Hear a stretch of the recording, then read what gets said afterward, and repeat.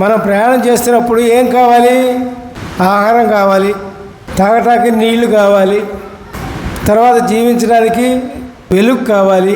ఈ 3 కావాలి. అరణ్యంలో ఆ 3 లేవు. ఇజ్రాయేలు నడిపించేటప్పుడు అరణ్యంలో ఏముంటాయండి? ఏమి ఉండవు. మరి ఆహారం ఎక్కడి నుంచి వచ్చింది? అరణ్యంలో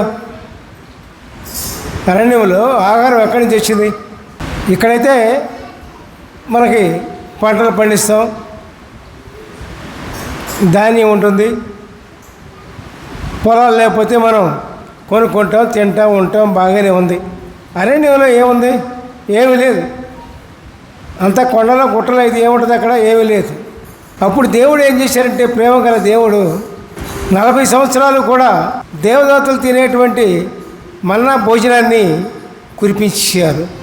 దేవునికి స్తోత్రం, హల్లెలూయా, ప్రైజ్ ది లార్డ్.